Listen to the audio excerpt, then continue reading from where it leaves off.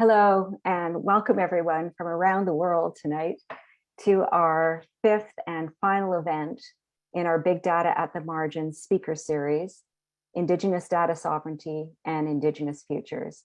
It's generously funded by the Social Sciences and Humanities Research Council of Canada, Western Research, and the Faculty of Information and Media Studies here at the University of Western Ontario. My name is Alison Hearn, and I'm a member of the Big Data at the Margins Organizing Committee, and I will be your moderator for this evening as our planned moderator, Joanna Redden, unfortunately is unable to be with us tonight. So I want to begin our event by acknowledging that while we're all gathering remotely, most of us are situated on the traditional territory of First Nations and Indigenous peoples. The University of Western Ontario is situated on the traditional lands of the Anishinaabeg, the Haudenosaunee, the Lenape'wak, and Chinookan nations, and on lands connected with the London Township and Sombra Treaties of 1796 and the Dish with One Spoon Covenant Wampum. As settlers, we thank all the generations of people who have taken care of this land for thousands of years, and we recognize and deeply appreciate their historic connection to this place. We also recognize the contribution of all Indigenous peoples have made in shaping and strengthening our communities, our province, our country, and all of Turtle Island. This recognition of the contributions and historic importance of Indigenous peoples must also be clearly and overtly connected to our commitment to make the promise and the challenge of truth and reconciliation real in our communities, and in particular to bring justice for the murdered and missing Indigenous children, men and women across our country. Tonight's exciting panel is intended to be one small part of this ongoing struggle for social justice, truth, and reconciliation.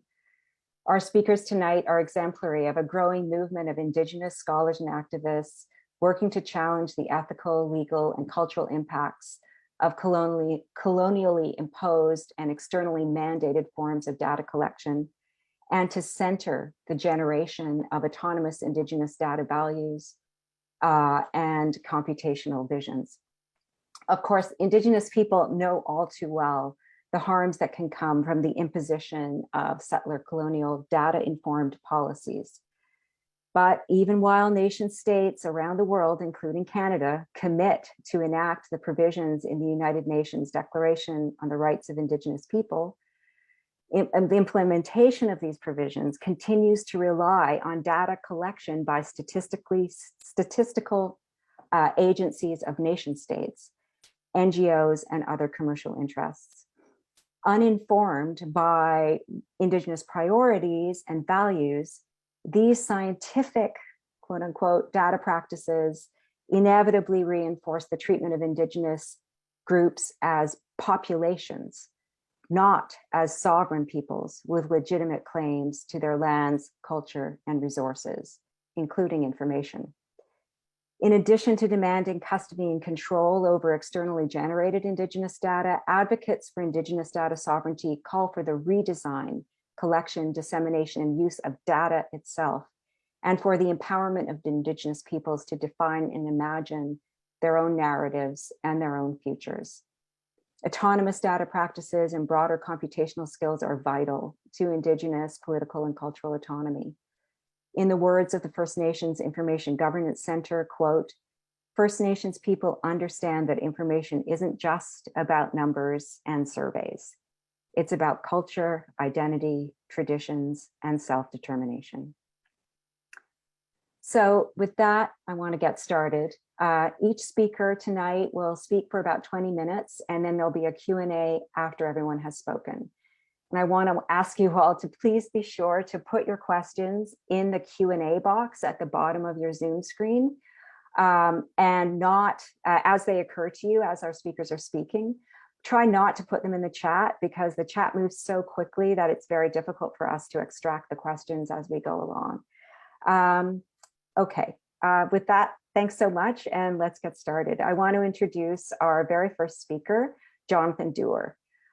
Jonathan has spent most of his 20-plus career directing research and knowledge translation initiatives on behalf of Indigenous governed national NGOs, and has been recognized as a leader in healing and reconciliation and Indigenous health, well-being, policy, education, and research.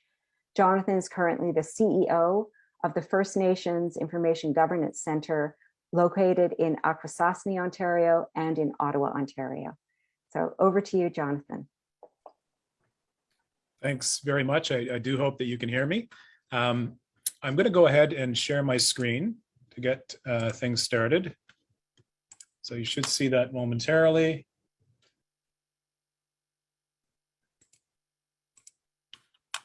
Okay, somebody can speak in my ear if for some reason you don't see what I see, which is the first slide of my presentation. I'll do a quick introduction of myself and then we'll go right into this. I have far too many slides and too many words on those slides for the 20 minutes we have. So my apologies in advance that I will go through the presentation quite quickly. I'm very much looking forward to hearing my colleagues speak and then of course to get to a discussion afterwards. I wish I could see all of you. It seems from the chat numbers, there's quite a few people out there. So I really look forward to at least hearing from some people. So as per the previous introduction, my name is Jonathan. I am the Chief Executive Officer of this organization, the First Nations Information Governance Center. And I'm going to be talking tonight about a very specific and practical example of how First Nations are asserting a data sovereignty in Canada, of course. So I'll get into that story, or it's a series of stories really, in a moment. But by way of personal introduction, my First Nations roots are through my maternal grandmother and the community of Wendake, which is the Huron-Wendat Nation. I'm joining you from the nation's capital, of course, should be better known as the traditional and contemporary unceded territory of the Algonquin peoples. So I'm very pleased to join with you tonight. Why does an organization like ours exist? Well, it exists first and foremost because of the legacy of bad behavior, the legacy of unethical behavior. Of course, we focus very much on the legacy of bad behavior in research, but really, when we're talking about information, data sovereignty, we're talking about all relationships between First Nations and other parties. Of course, the Crown, Canada, provinces and territories, and other actors in that space. So there is from the very beginning, there is this legacy of bad behavior. This organization, though, comes out of a very specific moment in time, and that's the mid to late 1990s, when First Nations a choice was made by Canada to leave First Nations out of 3 important population surveys for a population, that is the First Nations population, always facing a dearth of good information. This was a real challenge to be left out of admittedly poor Canadian tools, but a major challenge nonetheless. Fortunately, what the First Nations leadership and thought leadership of the day did is turn that challenge into an opportunity. And that saw the creation of the first pilot for what would become the first by First Nations, for First Nations National Health Survey. It's called the Regional Health Survey, but it's a region by region by region National Health Survey. Please pardon the clumsiness of the title there. So the work that I'm going to be talking about actually has 25 years of breadth and depth. And I'm going to hone in on the most recent part of our mandate because I think that's essential to what we're talking about tonight. And again, what I'm talking about, a national data governance strategy, is very much a practical example of what Indigenous peoples can do. Of course, around the world, the contexts will be different. In Canada, this is what we've been able to do to date. So very importantly, a couple of caveats to start with. We are a national organization. Our organization exists because the 10 First Nations regions in Canada choose to come together to do work that is best done or necessarily done at a national level. So it's very much rooted in relationship. So nations within regions choosing to come together, and then those nations as regions collectively choosing to come together to do work at a national level. We are a national organization, as I said, but we are strictly technical and strictly apolitical. So we're not a rights-holding organization. So I don't purport to speak, for First Nations or any specific First Nations. I'm going to be speaking from the admittedly narrow lane that we've been given to operate within. And it's working within those contexts, the protocols that we adhere to do this work that really allows us to see the success we've had decade after decade, now well into our third decade as an organization. So when I joined the organization just over 4 years ago, the board and I developed this new vision, and you can see it centers First Nations data sovereignty. What's not said here, but needs to be said when we talk to these broader audiences, like this one here, is First Nations data sovereignty is part of First Nations sovereignty. So that's where the conversation, of course, has to start. First Nations expressing, asserting sovereignty, and then information or data sovereignty is a part of that conversation. As an information organization, an information governance organization, our vision was refined to this. FNIGC envisions that every First Nation will achieve data sovereignty in alignment with its distinct worldview. So this acknowledges that we're talking about nations, yes, nations coming together as a national organization, but in terms of this vision, it's nations achieving data sovereignty in alignment with their distinct worldview. So acknowledging the incredible diversity across and within First Nations in these lands we now call Canada. Of course, with a vision, a mission follows, core strategic objectives follow. And then if I was to give you the elevator pitch of what FNIGC, the national organization, is, it's these three columns. So we have our national surveys, we have research that aligns with strategic direction, established principles and priorities. Many of those priorities came out of the findings of our national surveys. The regional health survey, which as I said is a national survey, is now approaching 25 years old. So that's an incredible foundation of information. It's allowed us, or rather our partners across the country, to set for us priorities within which we conduct research. And importantly, that research includes research and knowledge translation activities on data sovereignty, information governance, information management. And then last, we have this education, training, and capacity development component of our mandate. If you know us, it may be because of those OCAP principles. That third bullet there, the next slide, we'll talk more about that. More recently, of course, our focus has been on that last bullet, the First Nations data governance strategy, which is what I'll end with. So as I said, if you're familiar with us, or if you're familiar with our work, it might be because of this acronym, OCAP or OCAP, the First Nations Principles of OCAP, which stand for ownership, control, access, and possession.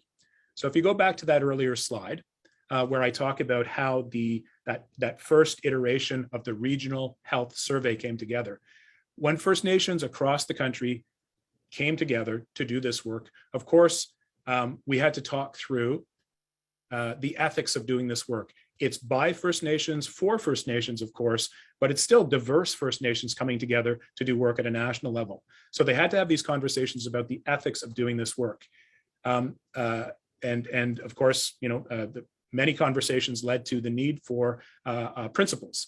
This is a set of principles that came out of that work and has accompanied all of our work and many other First Nations entities since then. And that's the First Nations Principles of OCAP, which of course says that First Nations must own, control, access, and possess their own information. I'm going to get quickly now into the data governance strategy.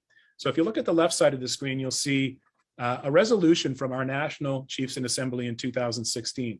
They called for four things. They called for there to be engagement on data governance between First Nations in each region.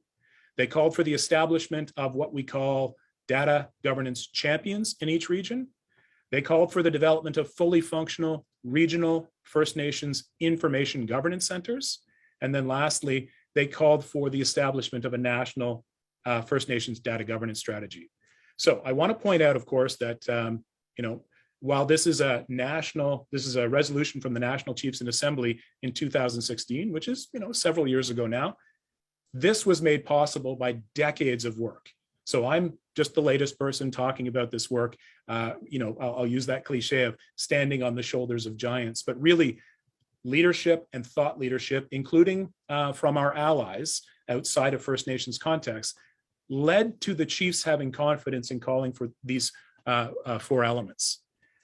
Then we come to federal budget 2018, and an investment for the first time ever. The First Nations Information Governance Center was named in a federal budget, and there was this investment, $2.5 million to FNIGC and its partners to design a national data governance strategy and coordinate the establishment of regional information governance centers. So importantly, you'll see there that the federal government invested in 2 of those 4 elements that the national chiefs called for. Not surprisingly, the government said, essentially, let us see your strategy before we determine whether we invest.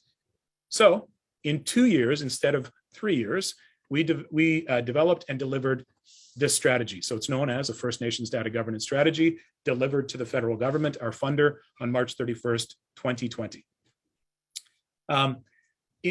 There's far too much to talk about in the strategy document itself. What this graphic shows you is the set of principles that are embedded in this document, and then the pillars upon which we will build this work. That document is available in its full length on our website. And again, in the interest of time, I won't spend too much time there. I do want to highlight that when we delivered this document, our priority recommendation was for the federal government to invest in the establishment of these data champion teams. You'll remember that was one of the 4 things that the chiefs had asked for. So this was the priority recommendation we made. It is now anticipated that this will roll out in 2022. You'll see in a moment why I'm talking about this with some degree of confidence.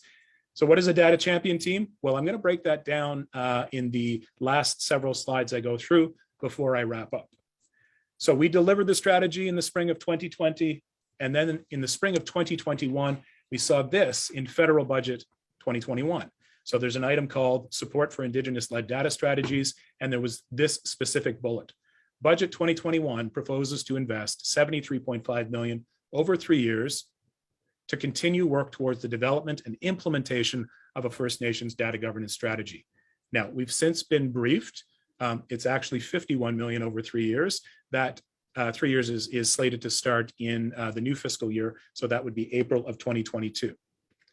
So what is the strategy about? Well, the strategy is about achieving data sovereignty, which is the cornerstone of nation building or nation rebuilding. The strategy is anchored in community-driven and nation-based collaborative principles.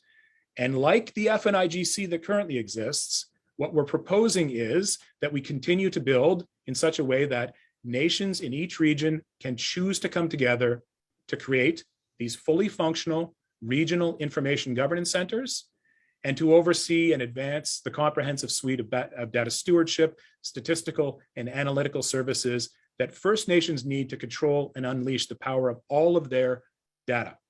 So these regional information governance centers will continue to come together as we do in the current FNIGC, and they'll create a national presence as well. And again, that's the current FNIGC model. So this is really an outgrowth of that model. So how will it work? Well, the first thing we need to do is to take that funding you saw in budget 2021. Well, we need the machinery of government to play out so that funding can flow to FNIGC and its partners. What that funding will do is allow us to establish a data champion team in every region and at the national level. Now, what is a data champion team? Well, a data champion team, quite simply, is the dedicated core capacity to do this work. So this is where I think this is the most significant development in at least several years of doing this work. For the first time in our history, First Nations in Canada will have dedicated resources to advance this work. Much of the work that I've talked about to date has been project funding based or literally done off the corner of somebody's desk, right? You know, trying to accomplish 3 or 4 things with $1. So in this case, it's a significant investment in the core capacity to allow us to advance the work. So what will these data champion teams do over the next 3 years? Well, first, they will support regional leadership on the conversations that regional leadership needs to have toward the creation of a by First Nations, for First Nations information governance regime. So that may be a new body or bodies that fill a gap that doesn't currently exist nationally, or regionally or nationally, which is a First Nations information governance regime. And then these teams will support leadership and, very importantly, communities to assess where communities are at, where the region is at, and what their aspirations are toward the building of institutions. So by First Nations, for First Nations institutions. You've heard me use the terminology of regional information governance centers. That has been the nomenclature we've used for many years, but you might want to think of these as First Nations statistical institutions. So once that information governance regime is in place, we'll need the tools that can best unlock, unleash the power of all of that information. So what we're building towards is fully functioning First Nations institutions within this new environment that has a First Nations information governance regime. Once established, these future institutions will serve the unique needs of First Nations in the region at a variety of levels, and then continue to come together as a network of regional centers to do this national work.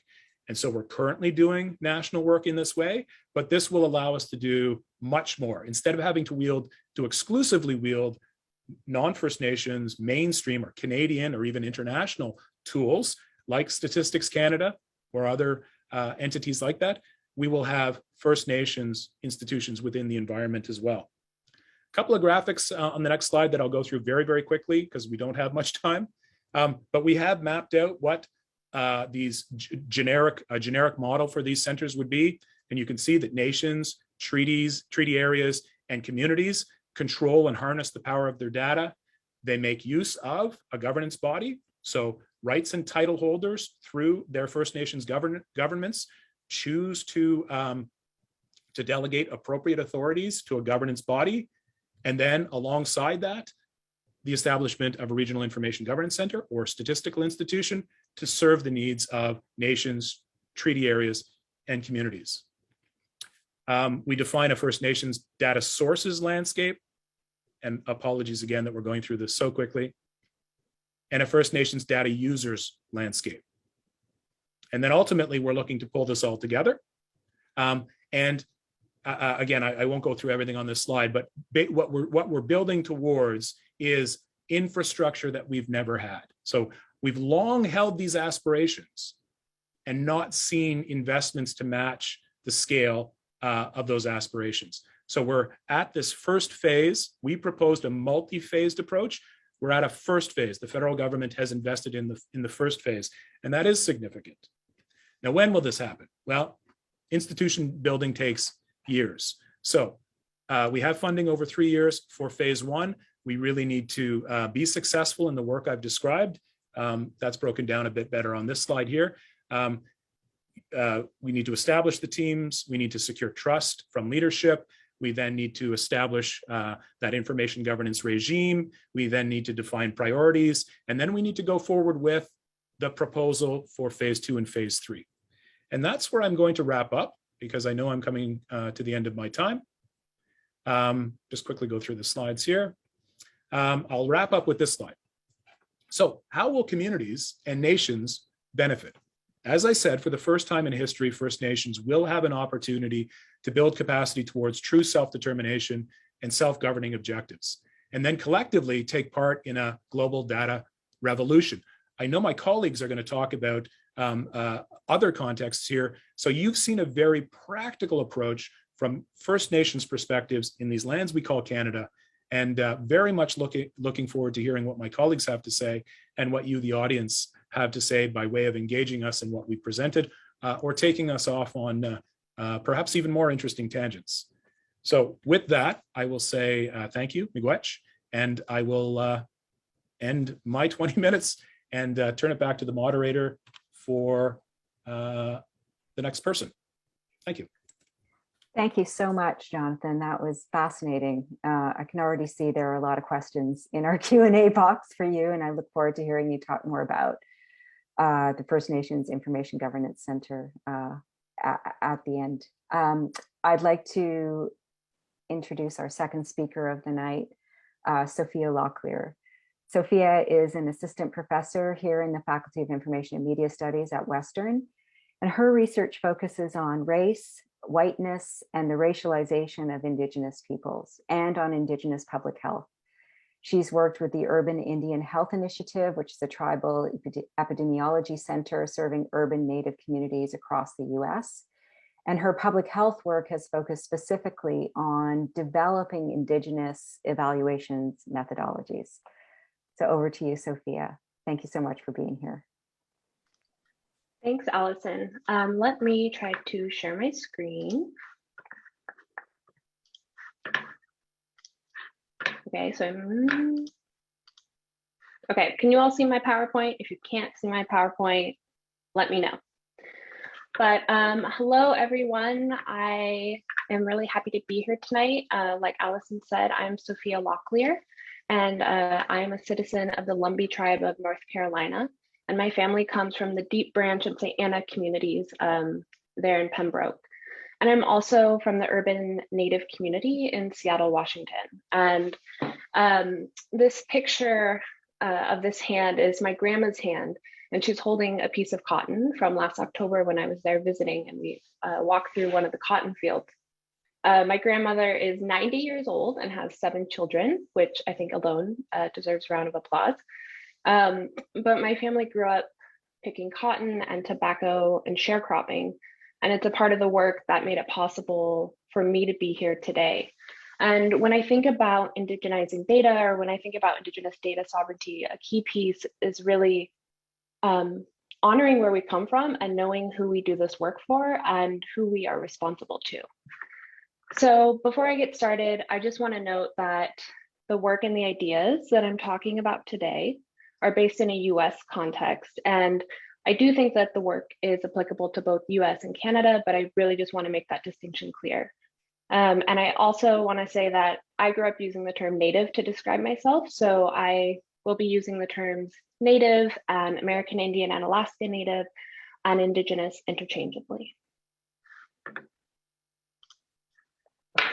So before I go any further, I want to just kind of ground ourselves in the recognition that Indigenous people have always conducted research, and we have always done evaluation practices. We were the first scientists, the first agriculturalists, the first to have sustainable resource management, is what we would call it now. And we know that our ancestors collected both quantitative and qualitative data. And an example of this is the Lakota winter counts. And these counts are an example of how we've been collecting data since time immemorial. And so on these, we see that the Lakota were keeping counts of things like horses, tribal citizens, lodges, and they were using buffalo skin and deer hides. And another example of data are totem poles. And so many people know that totem poles are telling tribal stories, but they also are telling histories, marriages, and land rights. And so data and data practices, we know, are not new to Indigenous people, but they were co-opted by colonialism and white supremacy, made inaccessible, and people were purposefully excluded on what I would argue is a racial basis in the United States. And we also know, this was briefly mentioned before, right, that historically, and I would say contemporarily, data is often weaponized against Indigenous people. So it's with this recognition and the grounding of the knowledge that Indigenous people were the first data gatherers that we move forward. I also kind of just want to ground us in a general kind of shared understanding of Indigenous data sovereignty. So to begin with, right, Indigenous data can be conceptualized as any information in any form or any data in any form that affects the lives and life chances of Indigenous people and tribes, so both at the individual and at the larger collective level. And most broadly, Indigenous data sovereignty is defined as the right of each tribe to exercise its sovereignty over the collection, ownership, and application of data.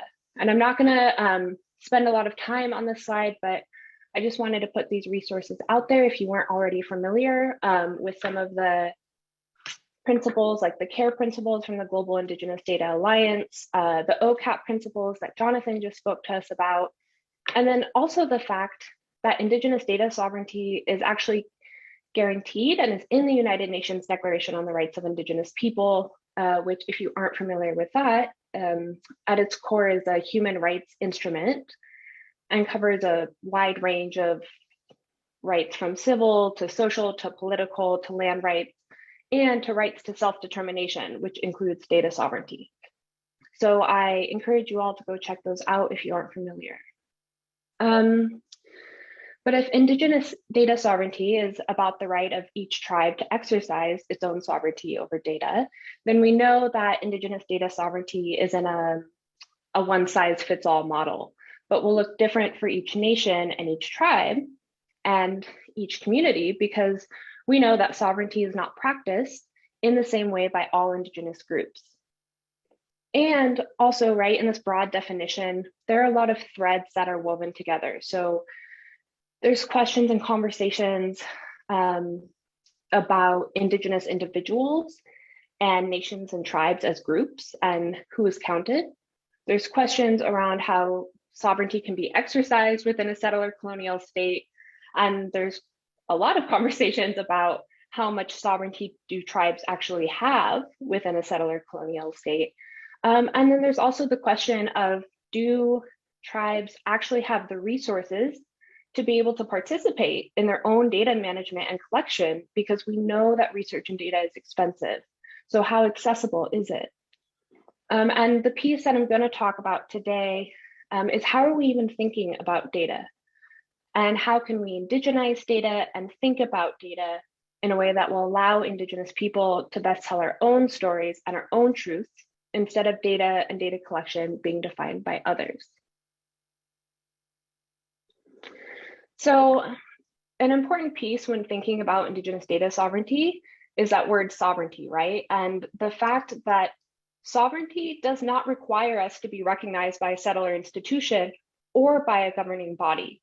And so I'm interested in thinking about how Indigenous data sovereignty includes urban Indigenous communities that aren't residing on federally defined reservation land. And I say federally defined because we know that all land is Indigenous land. But so often, sometimes our conversations can exclude urban Native people and kind of fall into either or. And I'm interested in the both and including both of these conversations. And we know that due to genocidal relocation and assimilation policies, the fact that there are often more economic opportunities in cities, and simply because Indigenous people can live wherever the hell they want to live and individual autonomous choice, that in the US, approximately 75% of American Indians and Alaska Natives live in urban settings. And in Canada, and Jason or Jonathan, you can correct me if this number is wrong, because I got it from Statistics Canada, approximately 54% of the Indigenous population lives in urban settings. And urban Indigenous people are nation-based, tribal people, and cultural people, regardless of where they live, and federal trust responsibilities that have been established through treaties should be extended to everybody, including data rights. So like Allison mentioned, before I came to Western, I was working at the Urban Indian Health Institute, which I will call UIHI for short. And if you're not familiar with UIHI, it's led by an amazing Pawnee public health practitioner, Abigail Echohawk, and works with urban Native organizations and communities across the United States on research and evaluation practices relating to chronic disease prevention. If you aren't familiar with tribal epidemiology centers, there's 12 tribal epicenters across the United States, and the other 11 serve tribes within a region. And so UIHI has a national focus for urban Indigenous people and urban Indian health programs, and supports things from data collection to data analysis to Indigenous evaluation, and also does a lot of work on missing and murdered Indigenous women and girls and Two-Spirit people. And I love this visual logo, which is a visual logo of UIHI's mission statement, which is to decolonize data for Indigenous people by Indigenous people. And so using the traditional practice of using art to tell stories, and like I'll talk about later, art to share data, Blackfeet ledger artist John Pepion created this visual representation. And ledger art is a form of art where old ledgers that have been inscribed with counts of things, horses and men and lumber, and in this case, I think these are outstanding warrants, then have beautiful Indigenous art overlaid, like overdone on the colonial data. And so in this one, we see this Indigenous woman who's coming in her full regalia. She's coming in her full cultural strength, and she's coming to gather and analyze and interpret and tell Indigenous stories through data. And we can see that she's sitting at this modern desk with her computer, which is to show that she's using the best of Western science. I, for one, am definitely not going to get rid of my statistical software like Stata, but it's confined to the computer, right? It's not dictating how she's doing her research. But what is the corn that is at her feet. And this corn is symbolizing the grounding in her cultural values of land, of place, and of nurturing the future generations. And she's doing this work for one purpose only, which is for the love of Native people. And so UIHI is invested in Indigenous data sovereignty, as it implies that urban Native communities have the right to determine which data is most appropriate to tell their own stories. And a big piece of this, right, is to understand that data looks like and is more than just numbers. It's art, it's dreams, it's storytelling, it's music, and it's also numbers and statistics. But this thread that I want to talk about under Indigenous data sovereignty is the idea of indigenizing data, which I got to work on through an Indigenous evaluation framework that I'm going to share a couple examples of. If you aren't familiar with evaluation work, the simplest way I usually talk about it is it's telling the story of a program or telling the story of a grant. And often federal funders are asked for evaluation data, and they are asking for metrics that are really inappropriate to Indigenous communities, both tribal and urban communities. And so there's been a big movement of Indigenous evaluation frameworks coming from New Zealand and Canada and the US.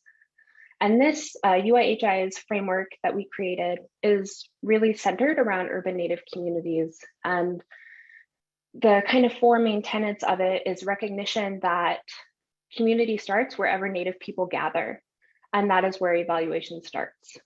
Evaluation has to be strength-based. We know that so often research and data collection is focused on identifying deficits and gaps, which can be important, but also we want to share the joy and our knowledge and the successes. The third is decolonizing data, which I already talked about, but includes Indigenous data sovereignty principles like that of OCAP. And lastly, centering of the community, right? So making sure that whoever is serving the community is getting community feedback and perspective along the way. So these are photos from an urban Native community in California and are a part of the data that they shared to tell the story of the work that they were doing on chronic disease prevention as a part of their Indigenous evaluation. I really love these photos. These are some of my favorite photos from this work, because not only are they, I think that they're beautiful visuals, but they also hold a lot of data. And so in Western evaluation frameworks, I would talk about these as process and outcome data, but through photos. So on the left, we see a photo of purple sage, and on the right, we see jars of purple sage olive oil. And because this was for chronic disease prevention, we know not only did they learn about traditional foods, the healthy effects they have on our body, were rooted in cultural knowledge. And if you don't know, culture is considered a preventative factor in public health. And the community also went out and got physical activity to collect this sage and make this olive oil. So these photos were then used as formal evaluation data for federal funders. The other way I like to think about data is through art. So this piece, this collage, comes from our former Indigenous public health intern, Abaki Beck. And the woman in this collage is her great-grandmother, who we see is processing traditional herbs. And behind it, though, she has R code, which is a statistical software. But in the front, she has the words, "We have always been scientists," right? And she basically was talking about how her work was grounded in traditional knowledge, but supplemented with Western practices. And her prompt was about, what did she learn in her internship? but then it was submitted to federal funders as evaluation data around learning outcomes.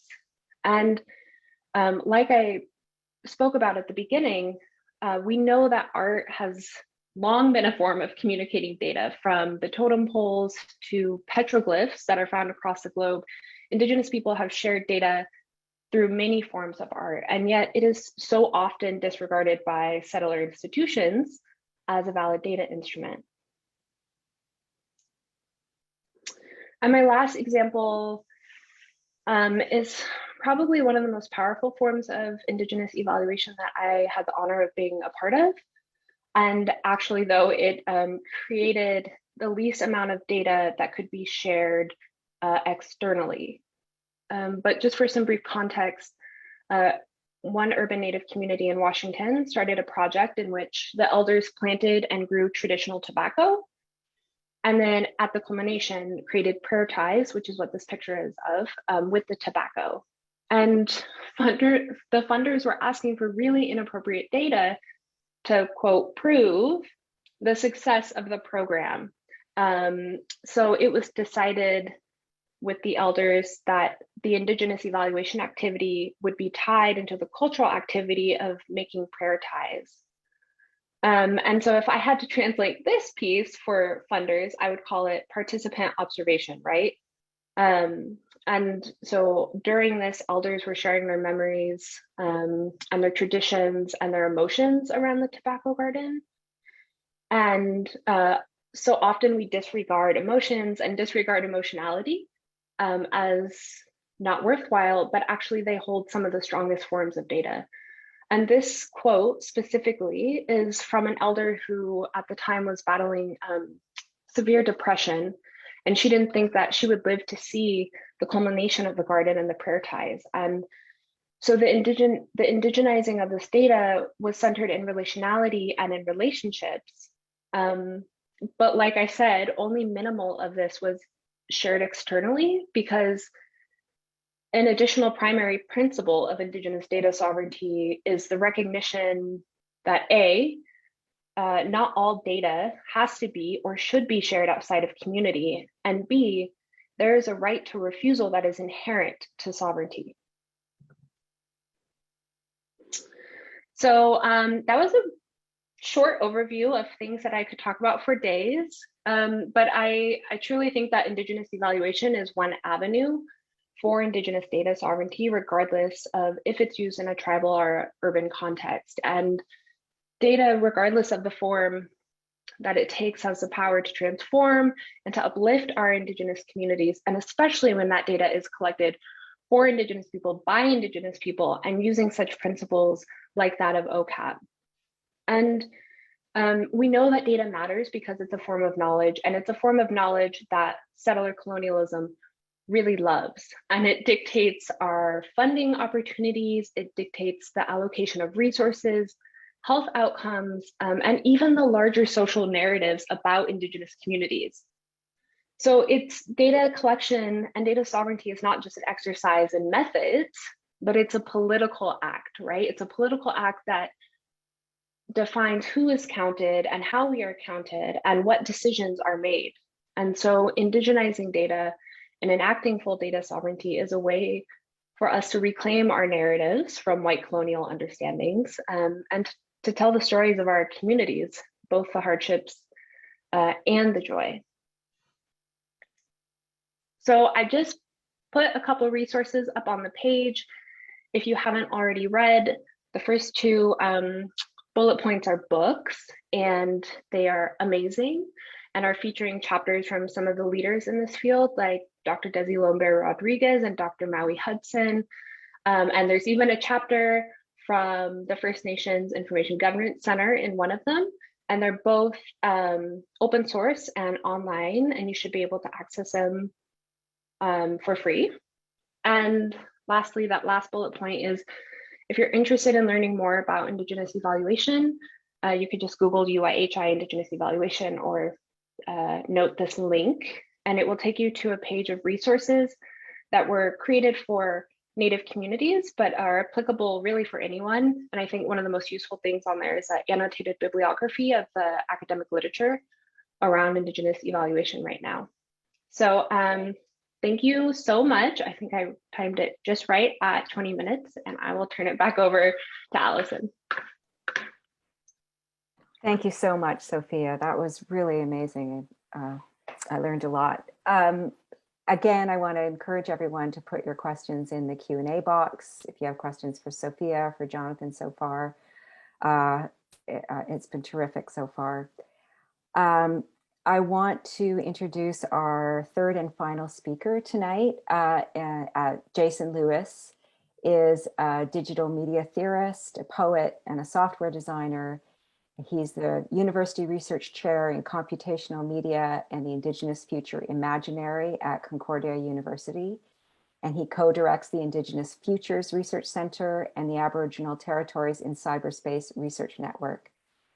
Jason's creative and production work has been recognized with the inaugural Robert Coover Award for Best Work of Electronic Literature, several Imaginative Best New Media Awards, and multiple solo exhibitions. So please welcome Jason. Over to you. I could be John for the night. Okay. So thank you, Allison, for the kind introduction and for inviting me to be part of this event. I'm really honored to be part of this panel, and much smarter for having watched Jonathan's and Sophia's talks. I'm really looking forward to the discussion afterwards. I am speaking from Haudenosaunee territory in the city of Tiohtià:ke, otherwise known as Montreal. I'm a professor of design and computation arts at Concordia, like she said. And actually, you just introduced what I was going to say, so I won't add to that. I am Hawaiian and Samoan, with the wrinkle that I was adopted out when I was an infant and was actually born and raised in the mountains of Northern California. So standard disclaimer, which is you've already seen it, which is that I'm speaking from my personal position. I'm not representing my communities. I'm representing the work that I've done with a number of people over the last 10 or 15 years. So right now, at this moment, I'm at the tail end of several months working with a team of Indigenous scholars, artists, and community knowledge holders from across North America, the Pacific, New Zealand, and Australia, to write several grants to fund what we're calling the Abundant Intelligences Research Program. And the basic question that we'd like to pursue is this, and that is, how can we integrate advanced computational technology, such as artificial intelligence, into traditional knowledge frameworks? So my talk is not going to focus on data sovereignty specifically, but the connection that I really see is that data sovereignty is a really central and important part in order to get to the futures that I'm talking about. And it's really wonderful to see the work that Jonathan and the people he's been doing have been doing, and the scholarly work and the community work that Sophia has been doing. So as we were putting together these grants over the last couple months, my mind kept going back to a couple of things that are now more than a decade old, well, actually more than 2 decades old. So the first is Cree filmmaker Loretta Todd's essay from 1996 called Aboriginal Territories in Cyberspace, where Loretta asked the question that still haunts all the work I do today, which is, can our narratives, and when she says our, she means Indigenous people, can our narratives, histories, languages, and knowledge find meaning in cyberspace? So you have to remember 1996, the World Wide Web's only been going for a couple years at that point. And still a lot of people didn't actually have access to it, particularly Indigenous people. Part of what she was responding to was the newness of what was going on with this technology. And part of what she was responding to specifically in that essay was a piece called Inherent Rights, Vision Rights by Cowichan Selix First Nations painter Lawrence Paul Yaxwell-Lupton.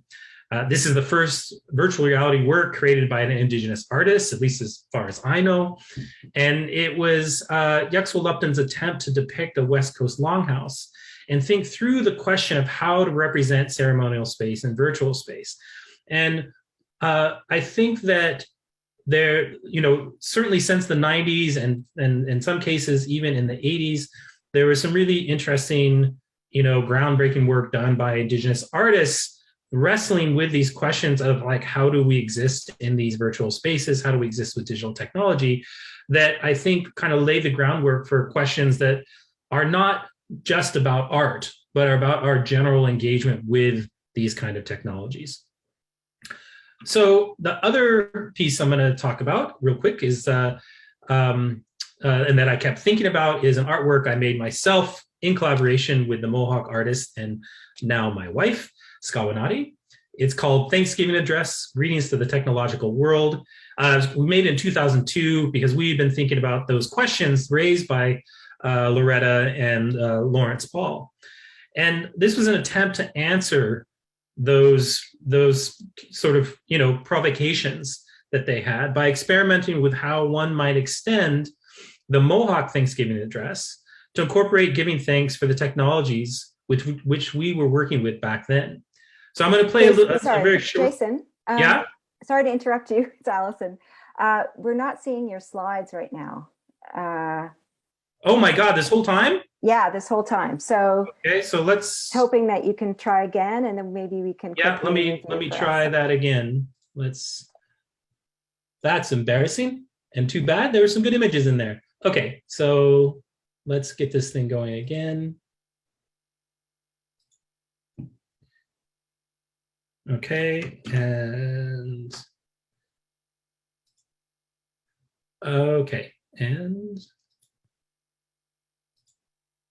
how about now?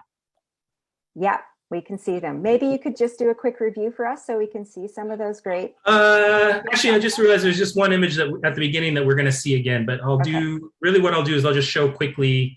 This is an image from the Inherent Rights, Vision Rights VR piece. So you can see, I think you can see in there what Lawrence is doing about trying to recreate some of the elements of a West Coast longhouse. So, so what I'm going to do now is I'm just going to play a short excerpt from the Greetings from the Technological World piece that we did.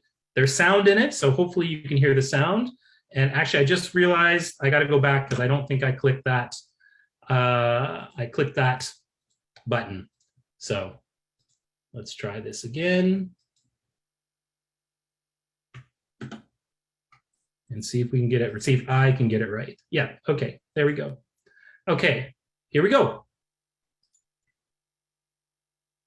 Can you see? Today we have gathered to thank the Creator for all our gifts.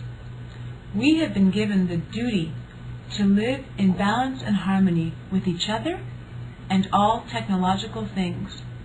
So now we bring our minds together as one and we give greetings and thanks. We are all thankful for the computer, the platform from which we can create and communicate. Daily, this tool enriches our lives. For this, we send greetings and thanks. Now our minds are one.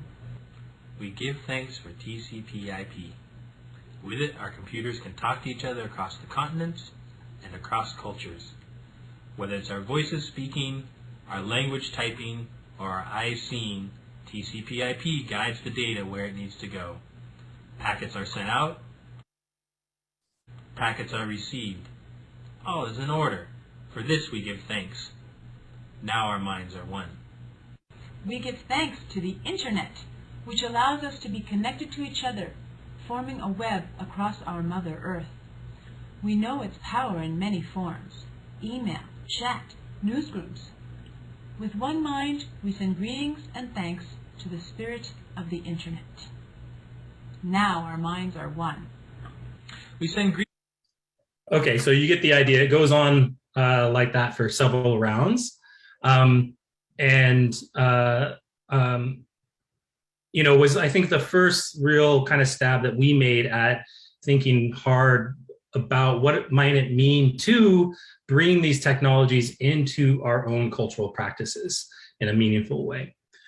So here we are in 2022. Can you see my slides? Yes. Okay. And of course, we're still struggling with similar questions.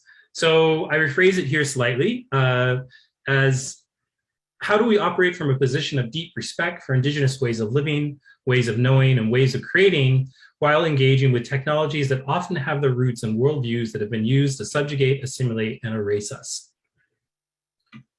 So there are many ways to try to answer that question. One of the main approaches I've taken is to use what I call future imaginaries to speculate about different ways in which Indigenous people might be able to make digital technology our own, to paraphrase Carcross Tagish First Nation curator Candace Hopkins. So what do I mean by the future imaginary or future imaginaries? I mean the set of social configurations, cultural frameworks, political structures, and technological realities we assume will be in place 7 generations hence. Jason, I'm interrupting again. You're Yeah. on what is it? What's the view where we can see Presenter your notes? mode. Presenter mode. Yes, sorry. I don't know if that matters to you. Just wanted to It doesn't. No, it does matter to me, but I don't understand because it wasn't on presenter mode before, right? No, it wasn't. Do you have do you have 2 screens? I do have 2 screens. Yeah. Okay, So share the other screen. There you go. how's that? That's perfect. You're seeing the right one now? Yep. Okay, great. Okay, so I'll just go back. A future imaginary is a vision of the future shared by a group of people and used to motivate change in the present. And it provides communities with a shared vocabulary for discussing the future and strategies for getting to the future they desire. And future imaginaries centrally incorporate capacity building within the community so the community can take control of how such futures get built. So I'm just going to do a quick tour of some future imaginaries that we created or commissioned or helped produce in the research project that I lead, the Initiative for Indigenous Futures. Give you a sense of what we're talking about. This is a piece by Jeffrey Barege, who is another West Coast artist who was trying to imagine what it might be like to design the equipment for the first Indigenous astronaut in interstellar space. This is the Peacemaker Returns, which is a machinima or a movie made in virtual worlds by Skawanati that looks at thinking through the story of the great peacemaker who united at that time 5 nations of the Haudenosaunee Confederacy, sort of telling the story from back when it actually happened, retelling it in the present, and then telling it again in a future where the sort of inheritor of the peacemaker uses the great law of peace to bring together 5 interstellar species. Blueberry Pie Under the Martian Sky by Scott Benesina-Bandan, who is Anishinaabe. So he uses his community stories about having descended to Earth from the 7 sisters to create a VR work where, having discovered how to use black holes to travel through space, an Anishinaabe youth travels back to the point of Anishinaabe origin. And this is a VR piece, I think I said that. And the Terra Nova, which is a video game made by Maze Longboat, who is Mohawk. And he created this as a way of playing through future contacts. So thinking about what contact might be like in the future between sort of an Indigenous people and people coming from outer space to the territory of those Indigenous people to Earth. And then finally, this is a sealskin spacesuit by Jesse Tungulik, who's Inuit, who did a residency at Concordia and designed and created what would become this sealskin spacesuit, where he wanted to play with the idea of what does it mean to take Inuit material culture into space. So I want to dive a bit more deeply into an Indigenous future imaginary sort of case study as I think about it. And this is the Indigenous Protocol and Artificial Intelligence project that I've been working on since 2018 about. So it started off with an essay that I co-wrote with Noelani Arista, Archer Pachowis, and Suzanne Kite.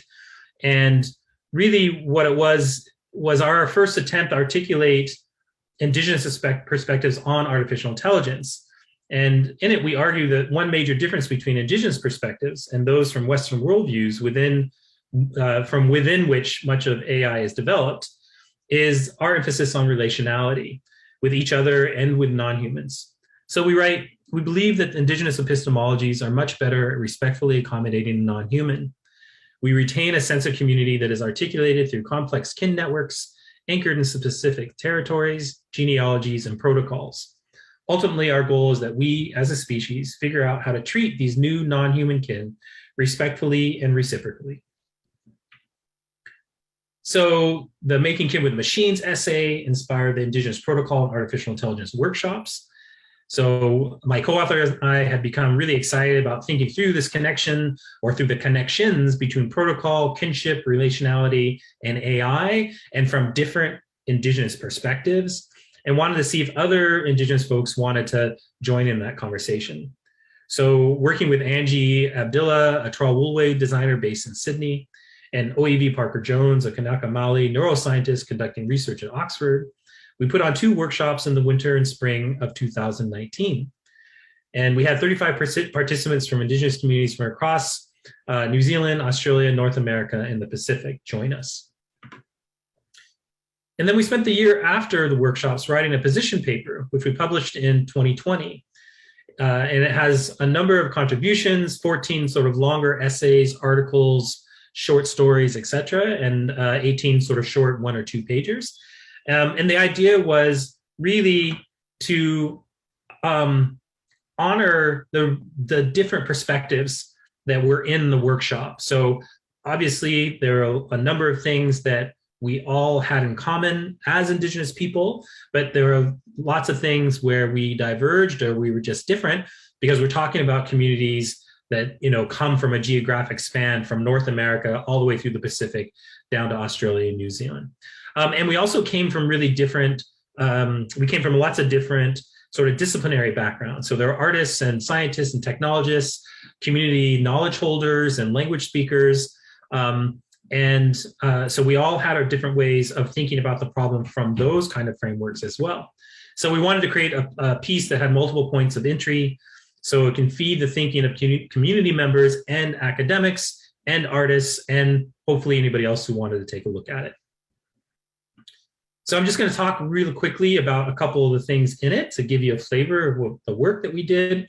So this is an essay called How to Build Anything Ethically by Suzanne Kite, who's one of my co-authors on the Making Kin paper. And she is a PhD candidate here at Concordia. So she uses Lakota methodology for building sweat lodges to think through what it might mean to build computer systems, particularly sort of computers themselves, but then also the software, from very basic stuff to very complicated things like artificial intelligence, and sort of steps through what those, walks through what those steps might be to help us sort of really think about what it might mean to work ethically from an Indigenous perspective at every step of the way, from when the materials for these computers are brought out of the ground to when they're put back into the ground. This is a piece by Michelle Brown, who was a PhD student at the time, but she's now a professor at Washington State University, who was drawing on her Indigenous Basque community to imagine an AI that helped them, that worked with them in their really close relationship to the ocean. So she designed the Chicharden AI, which is based on the eel, which is very central to her culture, and thought about how that AI could be used to monitor the ocean, to go out and sense what is happening there and come back and provide that data to her community. There was a group that prototyped a piece of technology in that time and called Huikii, which is a language translation app where you hold the phone up and you put the camera on an object and it tells you what that object is in Hawaiian. And the big thing is that there's lots of these kind of apps that exist.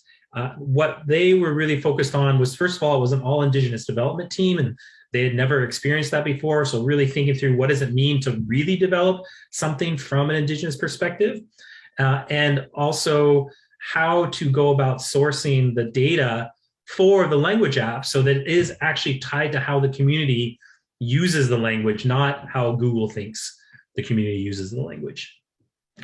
And then finally, there's an artwork that I did.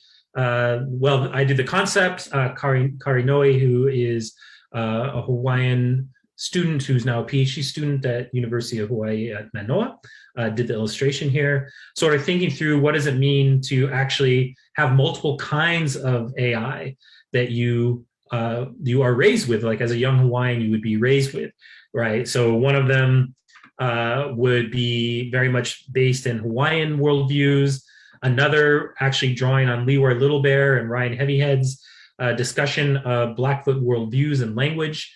So trying to kind of pull something from that to think about the different way of looking at the world that represents.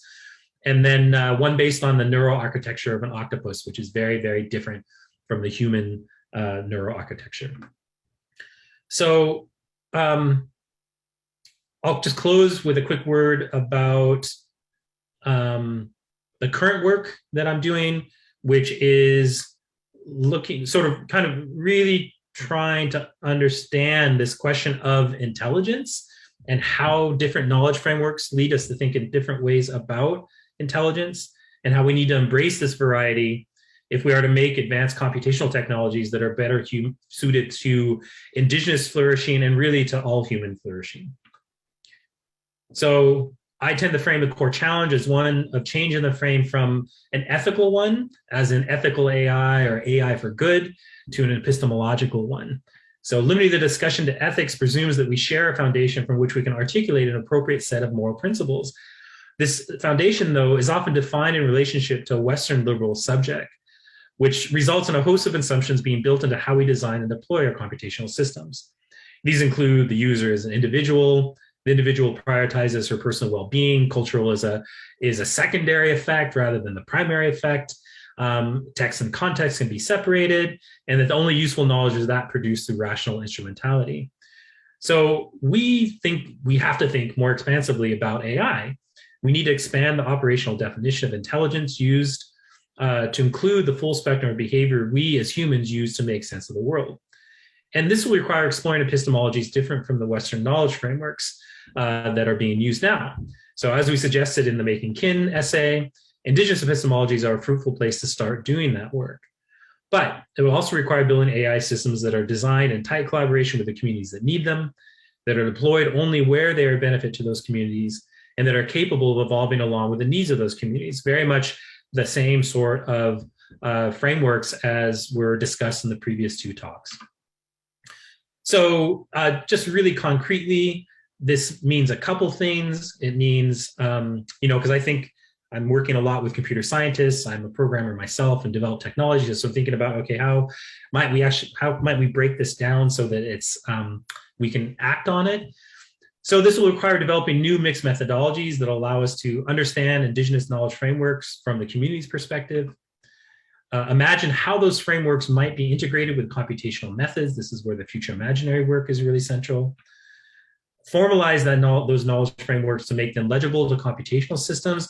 Very complicated, all sorts of issues around consent and what happens when you formalize knowledge, what gets lost, what gets cut out, all sorts of things. Very, very challenging to do this. We need to develop data sets, models, and algorithms that integrate that knowledge properly with existing computational methods. And then we need to implement, prototype, test, iterate. And then we need to make sure that these are integrated into community practices. And this is also going to be one of the really big challenges.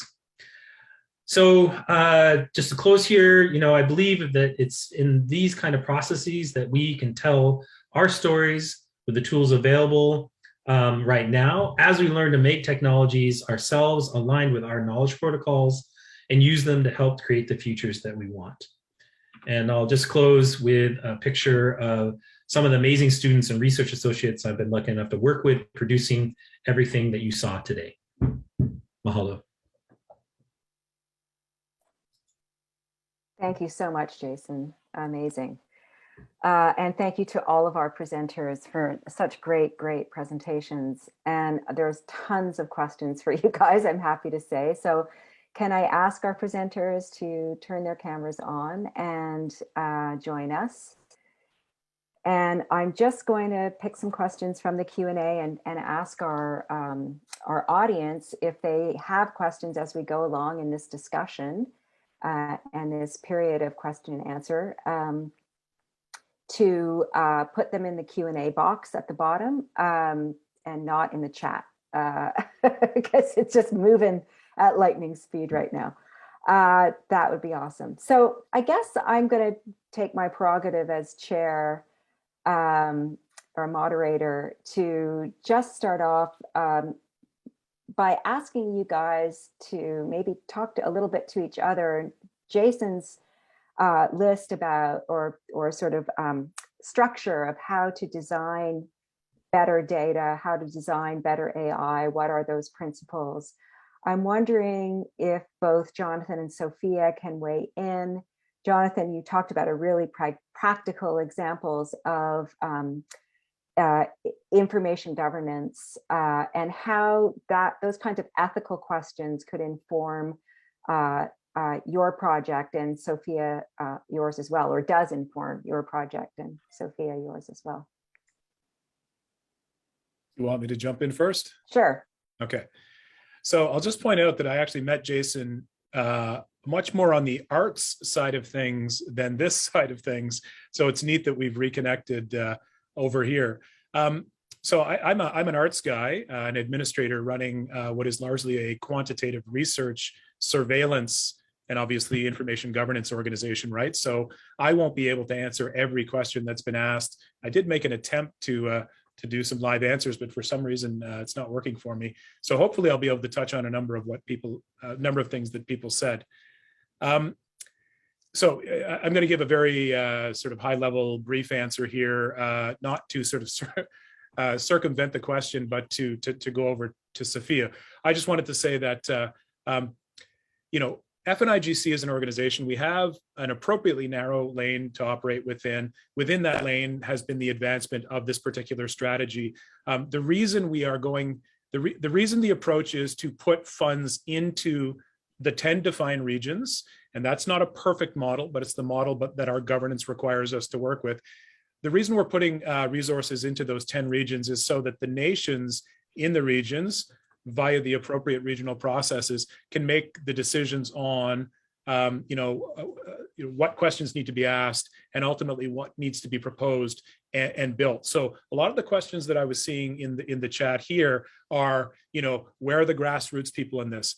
Well, the data champion team is required to work with, yes, the leadership, but also with communities incorporating grassroots approach. So that'll be very much built into our approach.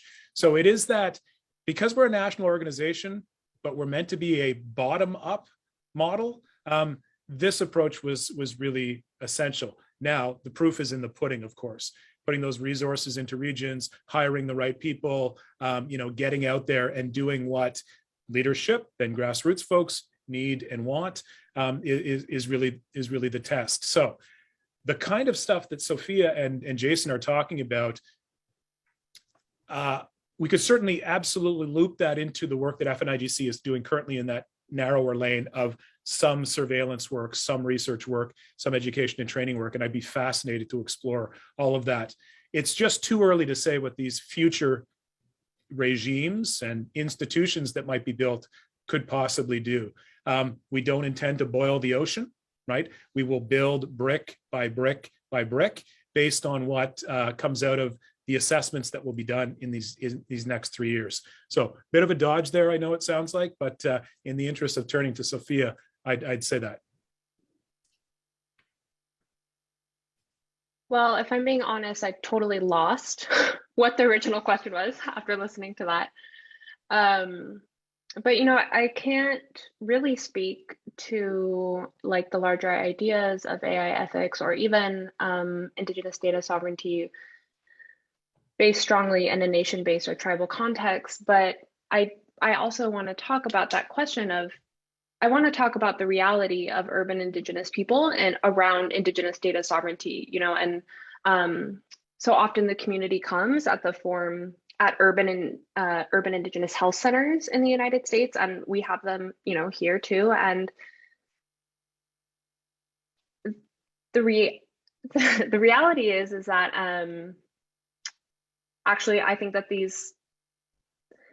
there's not a lot of conversations happening about this because there's other things to worry about, right? We know that the reality of so many Indigenous people, the rates of Indigenous people who are unhoused or who have trouble with access to just basic amenities to live their lives. But I also see these community centers really taking in community perspective on these issues. Maybe not so much around like AI ethics or or Indigenous data governance, but around education and empowerment of knowledge of what data participation that they're doing and when data is being collected. So at the end of the day, I think it's really important for me and all of us to really define who we're talking about and whose voices are being heard when we talk about a nation. And this can get political, right? And whose voices are actually talking about when we are talking about urban Indigenous communities. Yeah, I hear you for sure. I think that's really the crux of the issue, Sophia, so much so. I'm going to take a few more questions from our audience here. And this is really for any of you, from Frederick Julien. How can we best reconcile the OCAP or the CARE principles and the open data movement? For example, there can be tangible benefits in releasing descriptive metadata about an Indigenous artist and their work. This artist may derive benefits in the form of opportunities for reaching new audiences with their work, yet no matter how much this artist is given autonomy and control in the process of releasing the data as open data, there's a certain loss of control the moment the data is released. So I'm just wondering what your thoughts are, maybe any of you, for that question.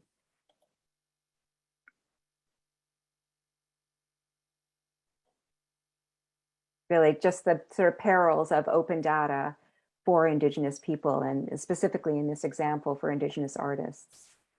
Potential perils, anyway. Well, so one of the people who were part of the workshops and the position paper so forth is Te Hiku Media in New Zealand.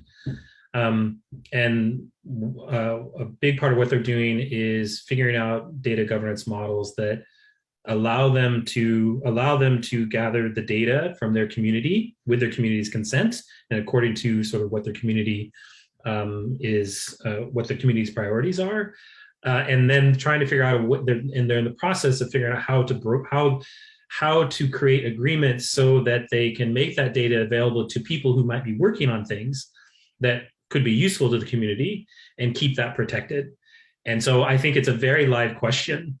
Right. All right. It's the same question as the arts thing, right? It's the same question I think we're facing across all different domains about how do we create something that allows us to take advantage of the ways in which these different technologies might be useful to our communities according to what the communities say they want to do, right? But still keep it close in some way. And it's a very challenging question from both a social standpoint, but also from a technology standpoint as well.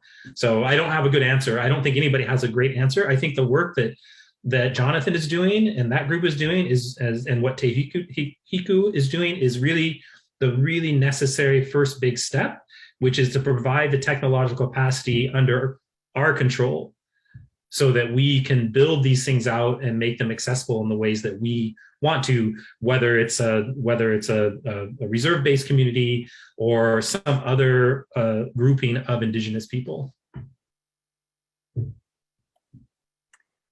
So maybe Yeah. I'll jump onto that. Jonathan. And again, I'm sort of taking things back up to 35,000 feet, which is where we typically work as a national organization. But the reason we are advancing this idea of a by First Nations, for First Nations information governance regime might be said to be for these kinds of reasons, right? Because right now where do First Nations operate? Well, they operate within the Canadian information governance regime, right? So it's Canadian laws. Now, this is, of course, there are First Nations laws from time immemorial, and many First Nations are expressing, are putting forward their laws and living in compliance with First Nations law. But the Canadian, it's largely Canadian legislation, right? So this is a gap. This is something that we do need to fix to ensure that First Nations can be in control of these kinds of decisions. Now, this is fraught with a lot of challenges, right? There's the big P, small p politics piece. There's the disconnect between leadership and the grassroots. There are the Indian Act First Nations, and there are independent First Nations. So like there are going to be challenges. Again, this is why the resources are going into regions for First Nations to use to explore these complexities. First, it's the information governance regime, and then it is the information governance center. And then if appropriate, it is the statistical institution built by and for First Nations. So it's all of these steps that we're working towards. I'll loop back to the OCAP piece, because I did see some questions about OCAP. Questions about OCAP and the individual and OCAP and the collective, right? So it's important to understand that OCAP as a set of principles is just that, a set of principles. The important distinction is that it is rights and title holders and their governments who can ultimately define and implement ownership, control, access, and possession. So turn principles into action in accordance with their worldview, in accordance with First Nations law, however they need or want to express it. The other important distinction is that OCAP, and this is a simplification, but in the interest of time, OCAP is about the collective right. It's not about the individual, right? So, and again, a simplification here. If information identifies a First Nation or a First Nations community, it is that First Nations or that community's collective right to own, control, access, and possess that information. Now, does Canadian law support that? No. Is there a push to see Canadian law or First Nation, more importantly, First Nations law be centered in this? Yeah, sure, there's a push. Will there be willing partners, federally, provincial, territorially? Well, that remains to be seen. It's one thing to see an investment, a significant one, in this data governance strategy. I mean, it's another thing to see a true, undoing of those legacies that we talked about at the outset, right? A complete paradigm shift away from the way things have been done in the past. So, time will tell. Thank you. I guess it will. Hope it will. Sophia, I wanted to bring you in. It's a question for you, but again, it's kind of a broad one, but I know that you've just started with us at the Faculty of Information and Media Studies, and so appreciated your pushing us, such a necessary push, to rethink the very parameters of what constitute data in the first place, and to bring into the conversation different forms of understanding information. And I'm wondering, and this is a question from Penelope Cormier that kind of I'm tagging onto my own preface. Have you found it difficult working in the academy, working in a university system, to reconcile research and data collection that incorporates some of the different forms of data, the different forms of information that you've described in your own work? And how do you see that progressing, just from your own experience or within a university setting, in terms of pushing the boundaries of what constitutes data and our understanding of information in research and scholarship? What a great question. I was actually just talking about this with my grad class this week, and actually a lot of what we've been talking about, and even just the answers from the last question, kind of make me think of the push and pull of trying to do this work in institutions like higher education, or trying to do this work within a colonial federal government system. Do I find, yeah, I do find resistance, I would say, in the academy, but I also think there's a groundswell, clearly, of amazing Indigenous scholars across the board who are doing this type of work, and more there are more shifts happening for it to be, for different forms of knowledge and data to be accepted. But you know, it's that frustration of working within a colonial system and trying to do these things while at the same time also wanting like complete and total transformation and like personally like deconstruction of these settler colonial systems, right? And but it's the idea that that we don't, that this is the reality in which we live in. And so I think if I could make a parallel, right, like when we think about prison abolition, right, some people would argue for complete abolition immediately, right, which is a valid argument, stick with me. But it doesn't mean that we leave those behind who are currently incarcerated and in Canada are disproportionately Indigenous, right? We don't leave them behind, but we work at the same time to change their conditions. And it brings me back to this both and of, yes, I actually think that institutions are very constraining.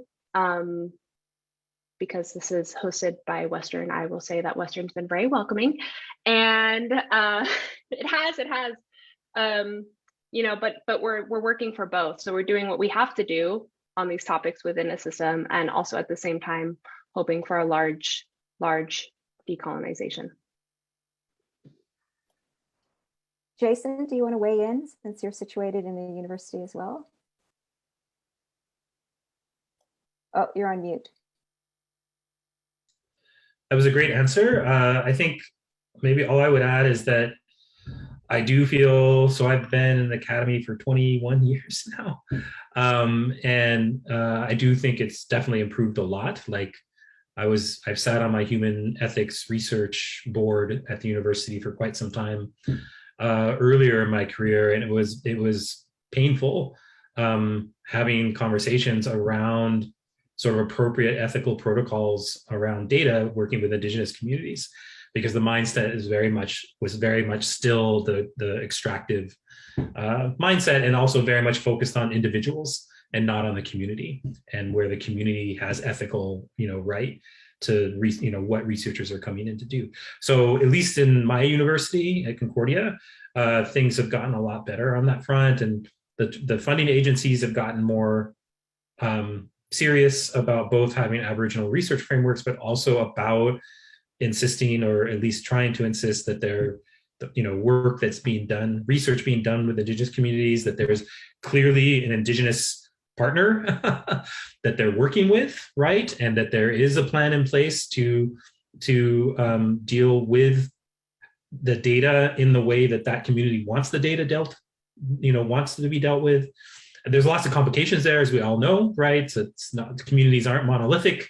Sometimes it's not even clear who the real authority is in the community. Is it the authority that is designated by the federal government in the Indian Act to be the authority, right? Or is it some other locus of authority? So it's a very tricky and complicated, I think, conversation, but I think we're making some slow progress, and agree very much with Sofia said about, my feeling is also both and, right? Is like, how do we do, and that's part of what we're trying to do with this new project, right? Is how do we do, really practical, take on really practical challenges that are facing the communities that the various participants work with on a daily basis. How do we address those while also creating the space to think about where we want to go, and not just tomorrow and not just next year, but like in 50 years or a couple generations, because we do think that that's really important, that it's hard to find the time and make the space given the challenges that our communities face every day. But we think it's important to do that to help us to really think hard about how we want to do the things we need to do today, because we can do them lots of different ways, even under constraints. And so having some ideas about where we want to push things, I think, is really, really critical.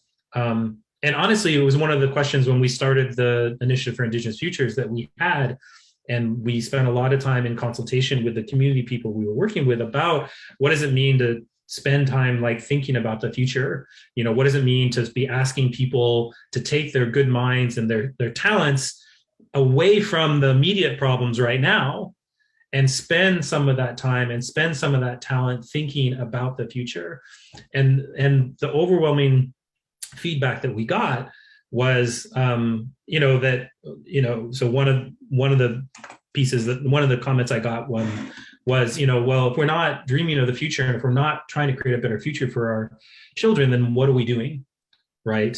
Like, what are we struggling for? What are we fighting for? What did our ancestors fight for, right? So I think it's a challenge, though, I think, to do that balance right so that you don't end up flying off into some future space that doesn't have relevance to what people are going through right now. Yeah, thank you for that. Thank you, both of you. It's a lot to process and think about. Jonathan, I'm going to ask you a question from Tom Nesmith. He says, thank you for your paper on this exciting development. It sounds like the centers focus on statistical data. What about non-statistical information? Do you plan any governance strategies for it that would include long-term archiving? As Sofia says, this too has been so crucial to Indigenous societies and sovereignty over time. Yeah, I tried to sneak in an answer to that question in my last remark, but I'll maybe unpack it a little bit more. So the pathway that we're taking is first the information governance regime, right? So it's First Nations creating a by First Nations for First Nations information governance regime. Then, as our national leadership called for in 2016, and as we proposed in the strategy, it's the establishment of regional information governance centers, which are then a network of regional information governance centers acting as a national entity. So in that sense, it's all information. It's everything that identifies a First Nation that is their information needs to be governed by First Nations. So it is everything. I'm not qualified enough to speak to the full breadth of that, from traditional knowledge to intellectual property in all areas to the qualitative and the quantitative and the breadth and depth there. But that's what is meant to that's what we're building towards, is ensuring that First Nations have the resources, the dedicated resource to ask and answer those questions and determine what needs to be built. And then, of course, practically speaking, what can be built. There was an earlier question or a comment about, this is government funding. Yeah, you're absolutely right. Like, why are our national surveys on reserve and Northern First Nations and not off reserve First Nations people? Well, because that's what Canada will fund, right? That's the old paradigm. It's not what First Nations want. And that's, I think, well articulated in our strategy. Now, can we get there with the partner or partners we currently have, or maybe we'll build as we go? Well, that, remains to be seen.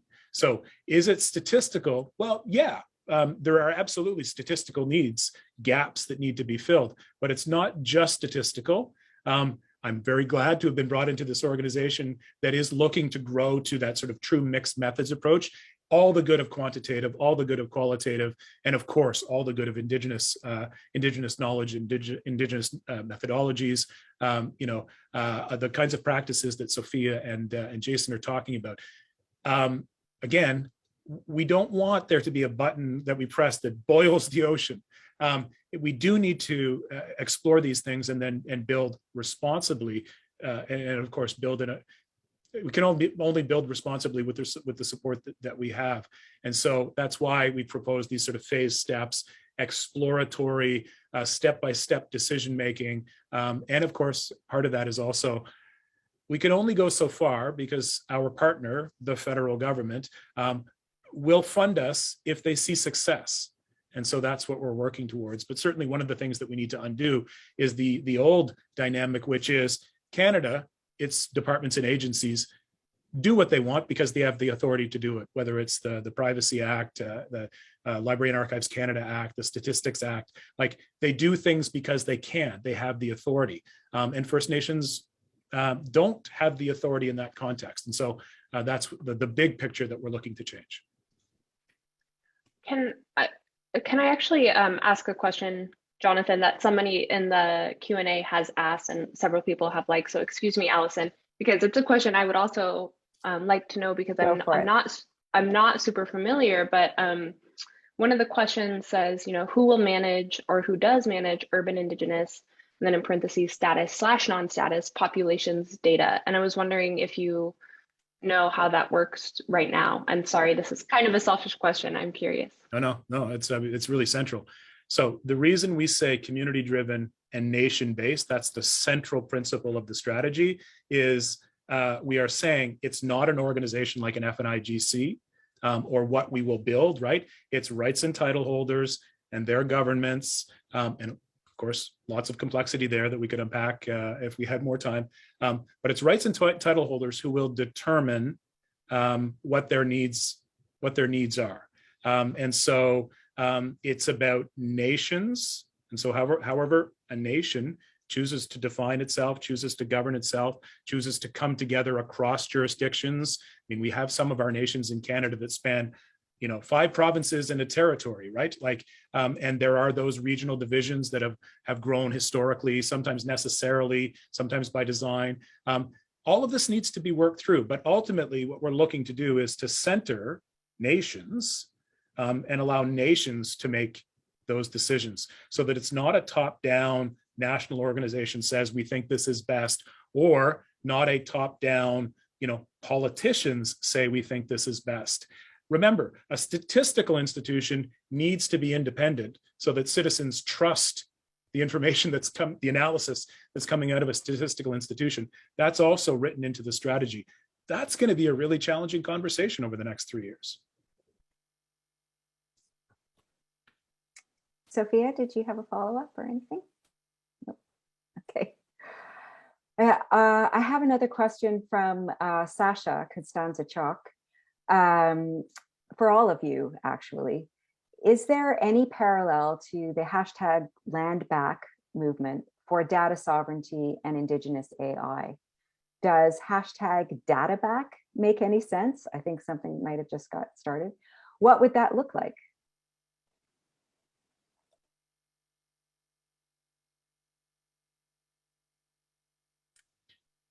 Well, repatriation or rematriation of First Nations information data is part of the strategy. We don't have an answer for it. It just in the engagement we did through our regional partners and in the other national approaches we took, that was absolutely something that we heard, was that we need to have answers for what it means to take back all the data that has been collected on us, as long as this relationship, this colonial relationship, has existed. So it's in the strategy. No answers yet, but it is a central theme. So, and I think that for if we wanted to really think Indigenous data back, the capacity building is so important, right? And it's one of the ways that differs from the land back, right? Is that in order to take the data back, you have to have someplace to put it. You have to have the people trained to operate that machinery, right, at the bare minimum. And we don't have many people who have that training, and we don't have many places that have that kind of equipment. And so this is part of really thinking through what does it mean to build capacity in these areas. And I think that, I think by now, I think many people I know in the communities I interact with, it's very clear that, we should be training up people who work in healthcare. It's clear we should be training up people who work in the law, and governmental policy. And it's not so clear that this kind of thing is the sort of thing that we should be prioritizing at the community level and encouraging our young people to sort of start looking in that direction, and also providing the funding so that they can build this capacity. Because until we can staff those data centers that Jonathan's talking about, right? Like fully staff them with Indigenous people, I think there's always going to be this. It's always going to be really difficult to really exercise, even if legally we're given data sovereignty, it's going to be difficult to exercise that sovereignty if we have to rely on non-Indigenous people all the time to build and equip and run the machine infrastructure that data requires. Yeah, I was also just going to talk about building capacity. And if there's not a data back hashtag, there is now. I love that.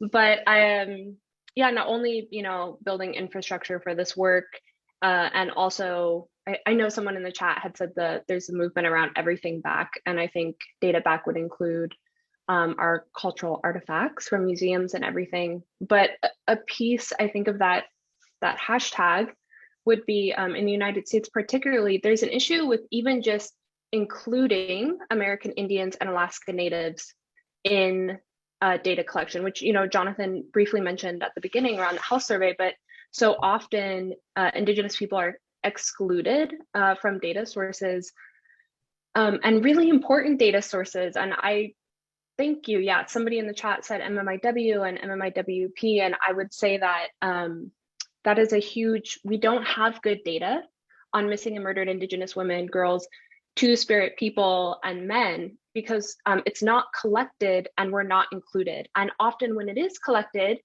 it turns into a whole nother category of racial misclassification, where Indigenous women and girls are being classified as something other than Indigenous in these law enforcement systems. And the Urban Indian Health Institute has done some really amazing work where they used the Freedom of Information Act and requested data from police departments specifically on this topic, and found that many Indigenous women were being categorized as white and categorized as Black because the police departments were using the initial N to count both Black women and Native women. So I think a part of data back is also just simply inclusion in the data. Thank you. That I want to switch gears a little bit, even though that's such an important, such a crucial point, Sofia. And but I want to ask a question for Jason from Aaron Jacob. He writes, or she or they write, thinking about Indigenous futurities, what would an Indigenous domain name look like? For example, instead of .ca, is there a domain name option that Indigenous communities can work towards? And as conversations about the metaverse emerge, we see land grab logics happening in the metaverse and being recreated. So is there any way to build in affordances for Indigenous data when thinking about augmented reality, virtual reality, mixed reality, et cetera? I'm sorry, I'm a bit of a broken record because it's all about building capacity, right? So we need, there's no reason why, we couldn't start with, an Indigenous run domain host, right? But then there's a big question of like how you actually get new domains approved, which is this big bureaucratic process that goes through multiple layers nationally and internationally. But we can do it, right? We just need the people to do it. What's happening with, the big rush around the Facebook's thing, is really interesting. I mean, the research network that I co-run with Scavanati is called Aboriginal Territories in Cyberspace. And we started that in 2004. And it was very much about what does it mean to be Indigenous in virtual environments and cyberspace and video games and everything else. And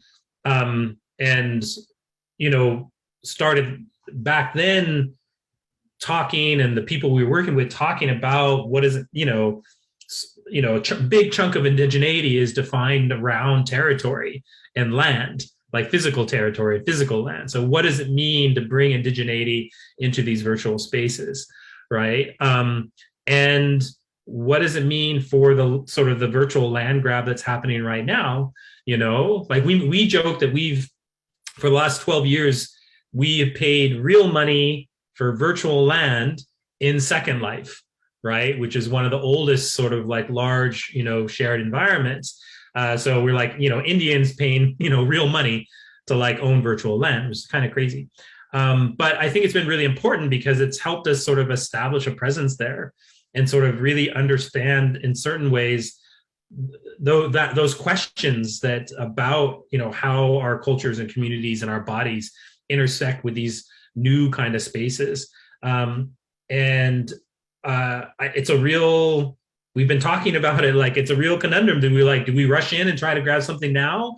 Then we're just kind of replaying that colonial pioneer spirit, right? But there are important differences, you know, between real land and virtual land, right? One is much, much, much more finite than the other, right? So I don't have a good answer. It's a really, I think, a hot question, and is going to be a hot question in the sense that I think it's important. We do want to figure it out. We can't ignore cyberspace, right? We just can't. It like permeates our lives in so many different ways, and I don't see that changing anytime very soon at all, right? And so for me, anyways, my feeling is we have to figure out the messiness of how we are going to interact with it and how we're going to sort of bend it and shape it in the directions that are better for us than having it be used against us. Jonathan or Sophia, do you want to weigh in on that at all? No? Okay. Here's another question from Meharanges Monsef. I'd love to know more about how you protect Indigenous data knowledge in the realm of remote work, especially via Zoom. This is a question that applies to all of us, but specifically in this case to Indigenous work. I recently worked with Cree elders on a Heritage Canada grant, which used the OCAP principles. One concern that kept coming up continuously was how to maintain the integrity of Indigenous knowledges, especially that which knowledge holders have earned and worked to protect. It's hard to know what participants are doing when they attend sessions, if they're taking notes or present the ideas as their own and profit from it or record and use it in other contexts, I guess. It's a larger discussion too around how to protect Indigenous knowledge. I guess we keep coming back to this. Something I suppose Indigenous people around the world have been grappling with since time immemorial. So again, this plays into this theme of both expanding general ideas about what constitutes knowledge, but also protecting it. And that, as Jonathan, I think, said, that push-pull of trying to do both. But I'd be grateful for anybody's insights. Specifically, I love the idea about remote work, and the platforms have invaded our lives so completely in everybody's life, but specifically working with Indigenous communities on those platforms. Well, and things to be aware of. I'll jump in on the OCAP principles piece. So I'm always interested when I hear, and again, I don't know this project, so I can't talk about the projects that's referenced, but I see a lot of these projects. Every now and then I'm, you know, an adjudicator on somebody, and you see this kind of language of, we will use the OCAP principles. Well, so what does that mean, right? I made that distinction earlier. The OCAP principles, and there's a distinction between them as principles and OCAP in action, right? Rights and title holders, First Nations authority can define and implement ownership, control, access, and possession. So a project that uses the OCAP principles would be able to articulate that. There would have been a plan to identify the First Nations authority or authorities that can do that, you know, that movement from principle to OCAP in action. So that's one of the interesting things, right? It's great that we've established the OCAP principles, and it's great that First Nations have been able to wield them in that real way that I'm talking about.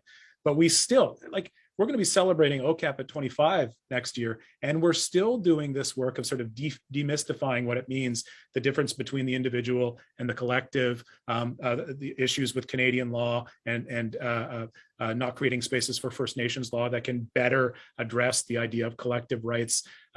So I'm always interested in hearing that. I mean, I'm not answering the question directly, but only honing in on the OCAP piece. But on OCAP alone, there's all kinds of work to do, because the truth is, our funding agencies will check, like, they'll put a nice green check mark next to the language of, we will use, or we will honor, or we are OCAP compliant.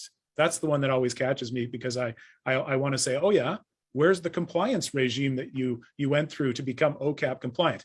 Now, sometimes you see it in projects, right? You're working with a discrete, distinct community, and so you have a band council resolution or something appropriate that says, this is the way we will deal with these issues. They're compliant. But outside of a compliance regime, how can we talk in that kind of way? And how can you, maybe I just want to add on to that, maybe connect or form coalitions with other groups, grassroots groups like Data for Black Lives, for example, or other organizations that are working to challenge not just to protect data, but also to challenge exactly what we've been discussing tonight, which is what constitutes data. And not just the platforms, but the broader context, of course, of a platformed form of capitalism. So I'm wondering if you could maybe, any of you, talk about any kind of coalition building that you might, or maybe not even coalition building, but resonances that you might know of between yourself, your own work, and that of work of other people at, in marginalized communities who are trying to take control of their data sovereignty.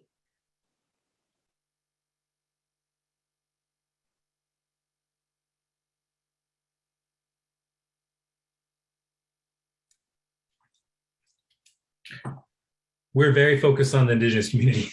All right. Yeah, no, fair enough. Is the really honest answer. We're certainly in dialogue, absolutely, with Black and AI and various groups like that, and so I think are willing to support them like where we can. But I think for the work, so like for the workshops that we did, the AI workshops, we had a really great funder, which was the Canadian Institute for Advanced Research.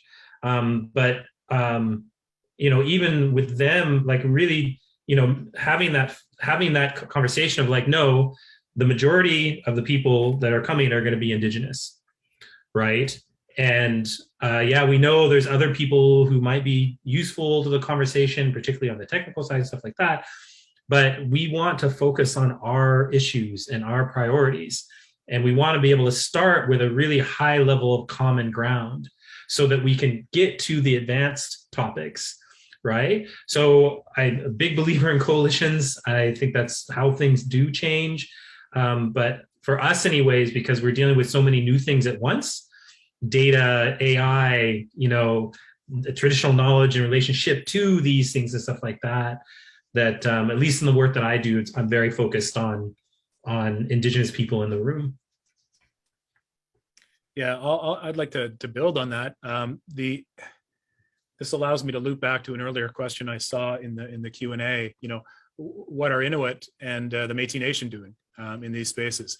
And they're doing stuff. Trust me, I just can't speak for them, right? I have my lane to operate within, and that's not one of the things I can say. Though I can say absolutely, Inuit nationally and regionally, the Métis Nation nationally and regionally are doing interesting things. They need their spaces in these conversations as well. But here's the point that I wanted to make is, and those of you who work in government spaces will sort of chuckle at me using the buzzwords that have developed under the Trudeau government, right? The distinction-based approach. Well, yeah, it's become a bit of a buzzword, but it's essential in Canada. First Nations, Inuit, and the Métis Nation, not the same historically, contemporarily, don't have the same relationship with the Crown. There are many similarities, but we have to draw those distinctions not to separate us from each other in any sort of antagonistic way, but because it is essential because of what I've just talked about. Historically, legally, however you approach it, it's First Nations people, it is Inuit, it is citizens of the Métis Nation who need to build up from the ground to reach their aspirations. So coalitions are fantastic. We will come together with Inuit and the Métis Nation when it is appropriate to do so. Protocols will be set, agreements will be struck.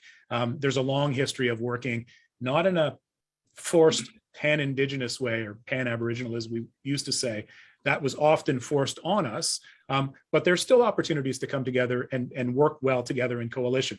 And we absolutely work and share with colleagues, mostly Indigenous across the world. And I see some colleagues from Aotearoa and Australia in the chat, and of course the US. So that's definitely happening, and other communities as well. But as Jason said, I mean, our focus really is on, in our case, First Nations, and that is, that's the job, so to speak. Great. Okay, well, we're coming up to the hour, so I guess we have time for one more question, and I'll just take the very last one that popped up from Nicole Bowman. Do you see these issues with evaluators? There are over 180 countries with evaluation professional associations. Wish this conversation could be there. Indigenous evaluators need networks of support from Indigenous policy and research networks. So maybe Sofia and Jonathan and Jason, you can all talk about, this goes to the capacity building, networking and forming communities of care around these issues of data and data evaluation. Yeah, I'll just briefly start and say hi to Nicole, who is an amazing Indigenous evaluator and I would say one of the thought leaders in this field. So I'm really happy you're here.